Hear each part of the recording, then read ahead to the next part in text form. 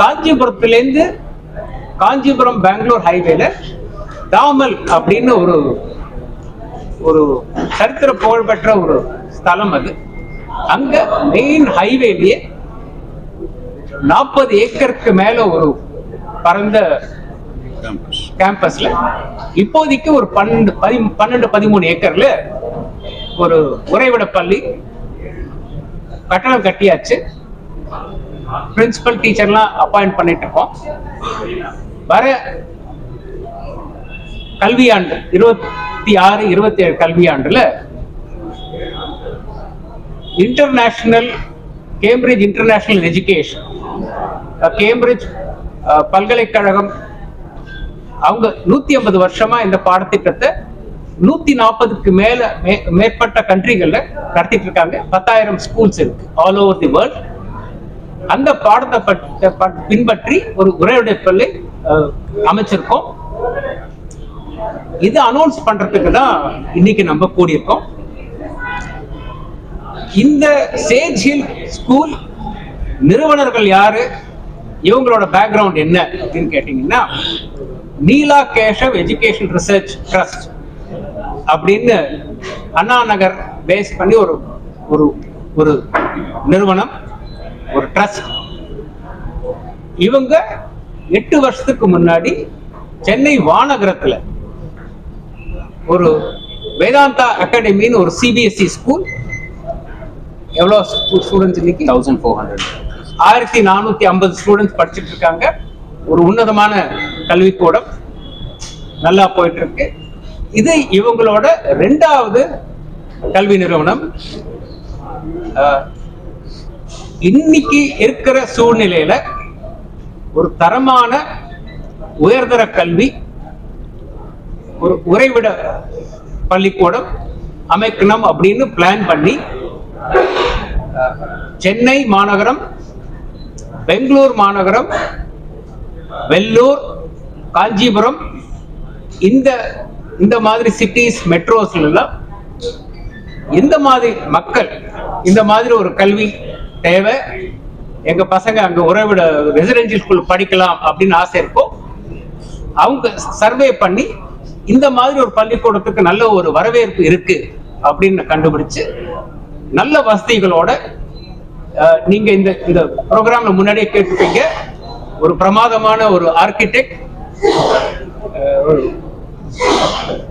Hyderabad based architect Rajeev Hanumanthayan ஒருத்தர் interiors பண்ணவர் உங்கள்கிட்ட பேசினார்.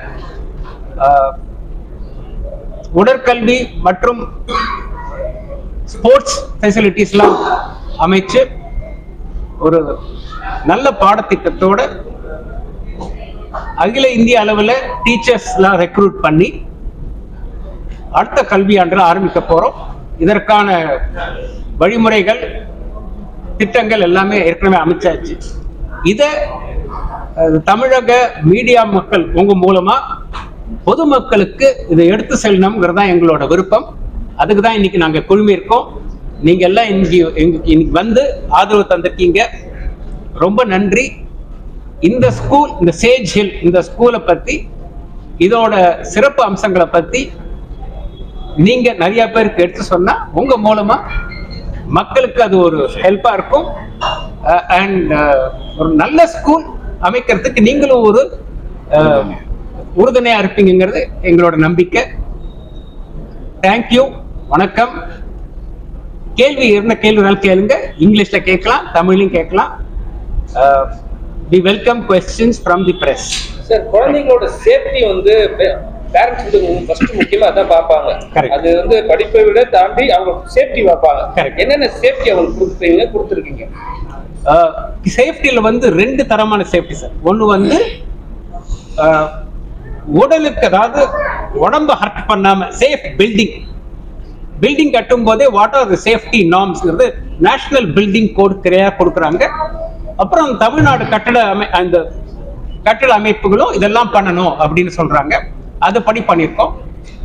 2வது சேஃப்டி என்னன்னா, இப்ப வெளிநாட்டுலாம் வந்து what is your safe guarding policy அப்படின்னு ஒரு புது சொல் கொண்டு வந்திருக்காங்க. அதாவது மென்டலா, சைக்கலாஜிக்கலா இப்போ நீங்க தமிழ்நாட்டில் நிறைய நிகழ்ச்சியெல்லாம் நடக்குது. அதாவது சின்ன குழந்தைங்களை வந்து ஒரு துன்புறுத்துறது அதெல்லாம் நடக்குது. அதுக்கு வந்து ட்ரெயின்டு டீச்சர்ஸ் இந்த மாதிரி இதெல்லாம் தவிர்க்கணும். அது அந்த ஒரு நிகழ்ச்சி நடந்ததுக்கு அப்புறம் அதுக்கு சரி பண்றது வேற விஷயம். இதை ப்ரிவென்டிவா எப்படி பண்ணணும் அதுக்கெல்லாம் வந்து நாங்க மேனுவல் மாதிரி போட்டு எனி எம்ப்ளாயி டீச்சிங் ஸ்டாஃபோ நான் டீச்சிங் ஸ்டாஃபோ அவங்களுக்கு ட்ரைனிங் கொடுத்துட்டு அது மூலமா இந்த சேஃப்டியை நாங்க நிலைநாட்டுறோம் சார். பில்டிங் கன்ஸ்ட்ரக்ஷனோட குவாலிட்டின்றது ஒரு பக்கம். பட் அந்த குழந்தைங்க வந்து இப்போ 4th ஸ்டாண்டர்ட்ல இருந்து 12th ஸ்டாண்டர்ட் படிக்கும்போது அவங்களுடைய பாடி கன்ஸ்ட்ரக்ஷன், அதாவது அவங்களுடைய ஹெல்த், அது ரொம்ப இம்பார்ட்டன்ட். ஸோ அதுக்கு வந்து ஃபுட் அந்த மாதிரி விஷயங்கள்லாம் எந்த மாதிரி கான்சென்ட்ரேட் பண்றீங்க? அது பியூர் வெஜிடேரியனா நான் வெஜிடேரியன் இருக்கா? ஏன் அந்த குசின்ஸ்ல யாரு அதுக்கு என்ன மாதிரியான ஒரு ஐடியாஸ் நீங்க வச்சிருக்கீங்க சார்? அது he will announce, he will talk part of it, then I will follow up.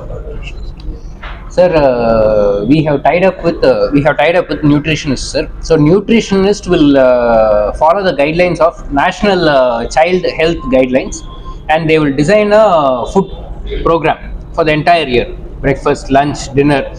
And why we have engaged a nutritionist is because to ensure that we meet the national standards which is required or mandated by the central government for a child's well-being and growth.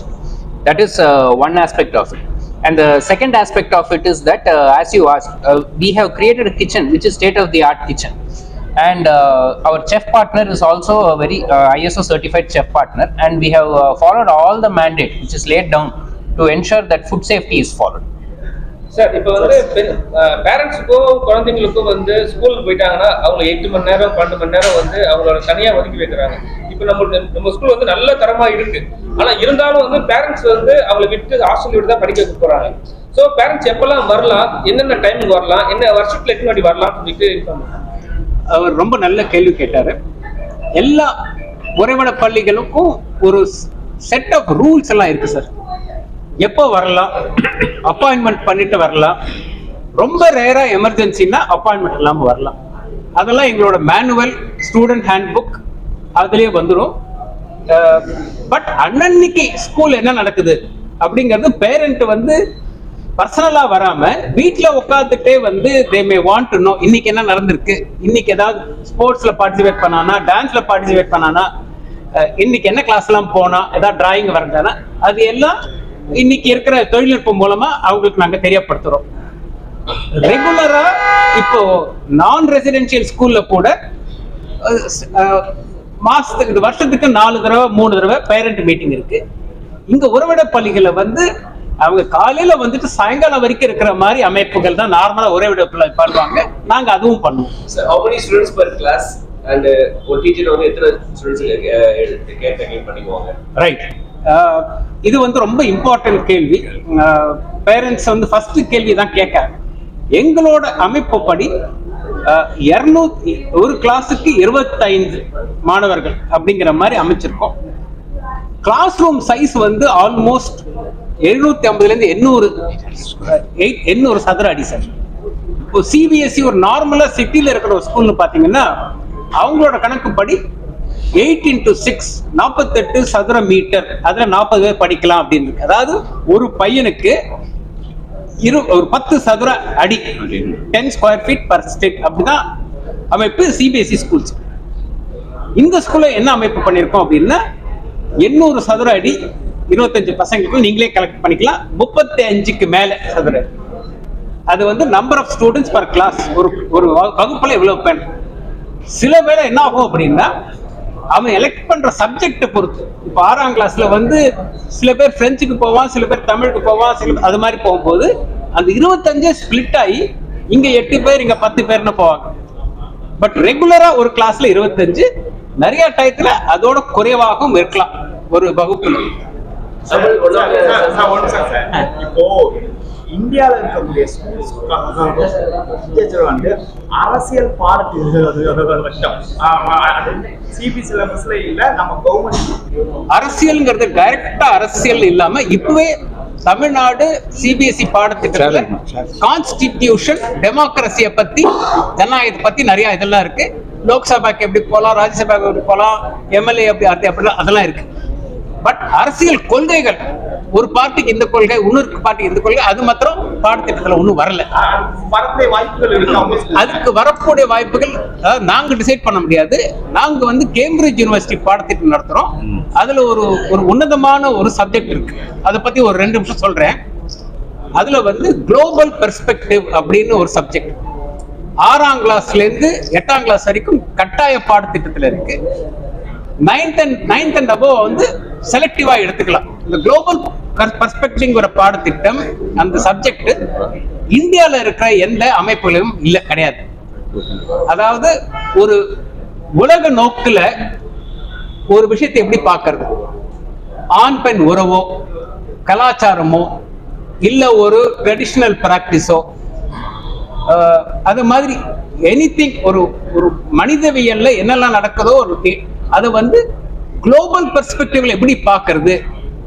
இப்ப நம்ம ஊர்ல இருந்து பார்க்கும்போது அப்பா அம்மா பேசும்போது இந்த மாதிரி பையன் அப்பா கிட்ட பேசலாமான்னு சில கொஸ்டின் கேட்போம். வெளிநாட்டுல அது allowed.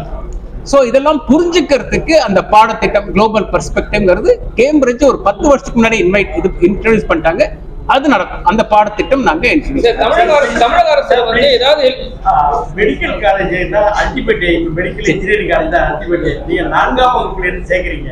Why not you make ஒரு package for up to medical college and engineering college, coordinate with your other friends, education friends இருக்காங்கல்ல, மெடிக்கல் காலேஜ் எல்லாம் கோஆர்டினேட் பண்ணலாம். நாங்களே காலேஜ் சொல்லுங்க sir. Parents ultimate English medical engineering தான் இப்போ. Sir, we are already running a engineering college, sir, called SKR Engineering College. So definitely, as a linear progression, children can progress to our own educational institutions. And definitely, நீங்க சொல்ற மாதிரி மிச்ச எங்களோட friends and extended colleagues, அவங்களோட we will be able to collaborate. அதாவது sir, இப்ப English medium ஒன்று இருக்கு சார். இதுல இப்ப இருக்கிற நீங்க பாத்தீங்கன்னா பரவலா வந்து இங்கிலீஷ் மீடியம் இருக்காங்க. அங்க வந்து பசங்க அவங்க தாய்மொழி, எந்த தாய்மொழின்னு வச்சுக்கலாம், தாய்மொழியை பேசினா இங்கிலீஷை தவிர தாய்மொழியை பேசினா ஃபைன் போடுறாங்க. சோ நீங்க வந்து அது மாதிரி ஏதாவது ரிஸ்ட்ரிக்ஷன் வச்சிருக்கீங்களா? அங்க இங்கிலீஷா வரணுமா இல்ல தாய்மொழி வரணும்? அதாவது எந்த மொழி பேசினாலும் ஃபைன் போறதுங்கிறது என்ன பொறுத்த வரைக்கும் தப்பு, ரொம்ப தவறு. நம்ம இந்தியாவில் ஒரு நல்ல விஷயம் என்னன்னா, எனி தனி மனிதனும் 3, 4, 5 லாங்குவேஜ் கத்துக்க ஆற்றல் இருக்கு. உங்களுக்கே நிறைய பேருக்கு மெட்ராஸ்லன்னா பாதி தெலுங்கு பேச தெரியும், பாதி பேருக்கு பேசினாலும் புரிஞ்சுப்பீங்க. இந்த ஸ்கூல்ல இன்னைக்கு தேதியில 4 லாங்குவேஜ் கத்து தர மாதிரி பிளான் பண்ணிருக்கோம் சார்.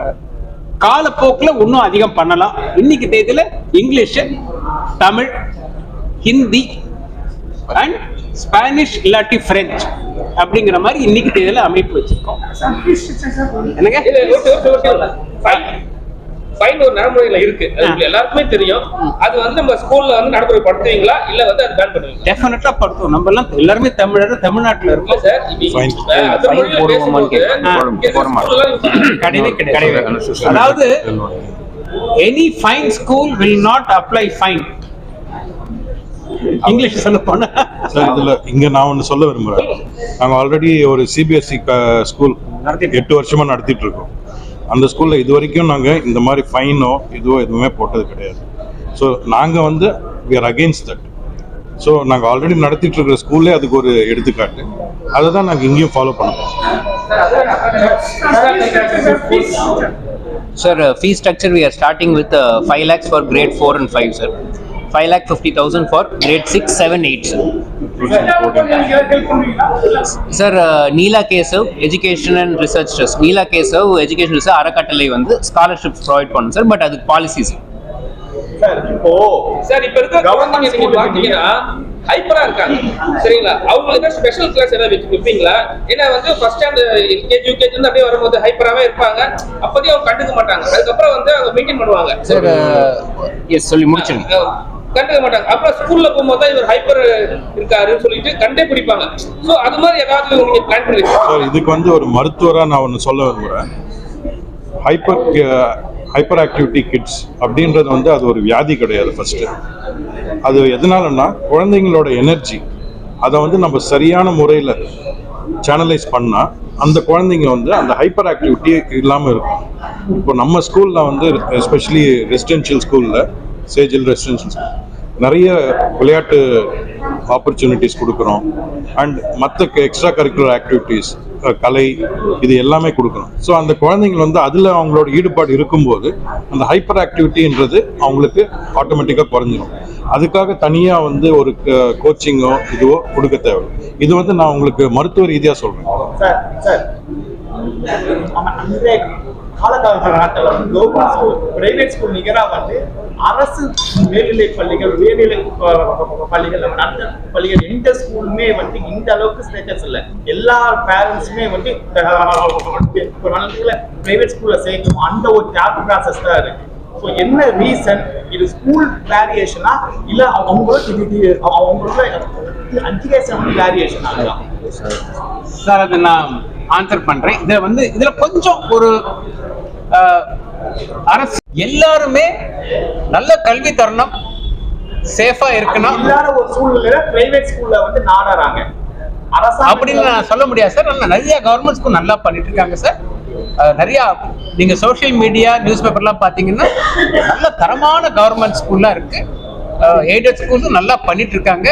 நம்ம வந்து பொதுவா வந்து அங்க இல்லாதனால இங்க வராங்கிறது நம்ம சொல்ல முடியாது. சார் இந்த ஸ்டூடெண்ட்ஸ்ல ஜாயின் பண்ணிட்ட பிறகு சரி சில பேரண்ட்ஸ் என்ன சொல்லுவாங்கன்னா, நாங்க வீட்ல வச்சே பாத்துக்கிறோம், சரி ஒரு 10 கிலோமீட்டர்ஸ் 50 கிலோமீட்டர்ஸ் இருக்குன்னு சொன்னாங்கன்னா அது பஸ் வசதி உண்டா உங்ககிட்ட? இல்லாட்டி ஹாஸ்டல்ல மட்டும் தான்? இல்ல ஹாஸ்டல் ஒன்லி ஹாஸ்டல். இது full boarding school. Full boarding school. Sir highly richest பீப்புளுக்கு வந்து நீங்க வந்து 5 lakhs வந்து ஃபீஸ் வந்து ஸ்ட்ரக்சர் வச்சிருக்கீங்க.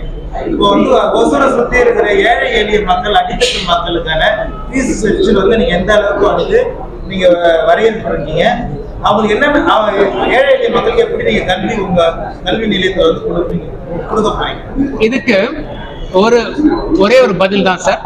அதாவது ஒரு கல்வி நிறுவனம் நிறைய செலவழிச்சு நிறைய எக்ஸ்பர்ட்ஸை கூப்பிட்டு ஒரு பில்டிங் கட்டும் போது அதுல லாபம் ஈட்டணும்னு யாருக்கும் நோக்கம் கிடையாது. நம்ம கை விட்டு பேங்க்ல இருந்து லோன் வாங்கி கட்டும் போது அந்த பைசா வர வரைக்கும் எங்களுக்கு ஒரு ஃபீஸ் ஸ்ட்ரக்சர் இருக்கு. ஆனா முடியாதவங்களுக்கு, பண ரீதியா முடியாதவங்களுக்கு சில பேருக்கு சார் ஒரு 5 மினிட்ஸ்க்கு முன்னாடி இன்னொரு கொஸ்டினுக்கு பதில் சொன்னார். நீலகேசவ் எஜுகேஷன் ட்ரஸ்ட் அப்படிங்கிற ட்ரஸ்ட் இருக்கு. ஒரு காலகட்டத்தில் வருஷத்துக்கு ஒரு எக்ஸாமினேஷன் மாதிரி வச்சு அந்த மாதிரி புவர் பேக்ரவுண்ட் வராங்க, பட் நல்ல படிப்பு இருக்கு அப்படின்னா செலக்டிவா சில பேருக்கு, எல்லாருக்கும் கொடுக்க முடியாது. எல்லாருக்கும் கொடுத்தோம்னா பொருளாதார ரீதியா நான் சொன்ன மாதிரி பாதிப்பு வரும். ஒரு பர்சன்டேஜ் ஆஃப் ஸ்டூடெண்ட்ஸுக்கு ஒரு காலகட்டத்தில் ஸ்காலர்ஷிப் கொடுக்கிற மாதிரி திட்டம் வகுத்திருக்கும். சார் இவ்வளவு பெனிஃபிட் வச்சிருக்கீங்க, சென்னை சிட்டிக்குள்ள ஏன் உங்களால பண்ண முடியல? இல்ல ஃபியூச்சர்ல பண்றதுக்கு வாய்ப்பு உண்டா? இதுக்கு ஒரு நகைச்சுவோ ஒரு ஆன்சர் சொல்லலாம் சார். இடம் கொடுங்க சார், நாளைக்கே கிடைக்கும். இல்ல ஜோக்ஸ் அப்பார்ட், அதாவது ஃபியூச்சர் பிளான் இருக்கா? அதாவது இடம் இன்னைக்கு தேதியில கல்வியை பொறுத்த வரைக்கும் சார், ஸ்கூலா இருக்கட்டும், யூனிவர்சிட்டியா இருக்கட்டும், காலேஜா இருக்கட்டும், நிலம்ங்கிறது தான் ரொம்ப ரொம்ப இம்பார்ட்டன்ட். இது உங்களுக்கே தெரியும், சிட்டில வந்து நிலம் கிடைக்கிறது கஷ்டம். குழந்தைங்களுக்கு ஒரு ஆடி ஓடி விளையாடுறதுக்கு இப்போ ஒரு பாலா சார் ஃபுல்லா பேசினார், என்ன மாதிரி கோர்ட்லாம் பண்றோம். கோர்ட்டுக்கு எங்களுக்கு வந்து மோர் தென் 3 ஏக்கர் அளவுல ஸ்போர்ட்ஸுக்கு மாத்திரம் நாங்க இங்க செலவு பண்றோம். சிட்டிக்குள்ள அது பண்றது கொஞ்சம் கஷ்டம். அதான் எங்களோட இது ஒரு அன்பார்ச்சுனேட் திங், பட் அது நிதர்சனமான உண்மை சார். பட் சிட்டி இல்லைனாலும் க்ளோசஸ்ட் டு சிட்டி ஆல்ரெடி எங்களோட Vedanta academy CBSE school function ஆயிடுச்சு. அங்க நல்ல பிளே கிரவுண்ட் இருக்கு. எக்ஸாக்ட்லி, அங்க நல்ல பிளே கிரவுண்ட் இருக்கு. Thank you for your presence. எல்லாம் வந்ததுக்கு நன்றி. இருந்து சாப்பிட்டு போங்க. சப்போர்ட்டர்ஸ் இந்த ஸ்கூலை பத்தி விரிவா இன்னும் 4 பேர்ட்ட பேசுறதுக்கு ஹெல்ப் பண்ணுங்க. we want good students to come. நல்ல பெற்றோர்கள், நல்ல மாணவர்கள் நம்ம பள்ளிக்கு வரணும் ஆசை. உங்க மூலமா தான் அது நாங்க வேண்டுதல் கொடுக்க முடியும்.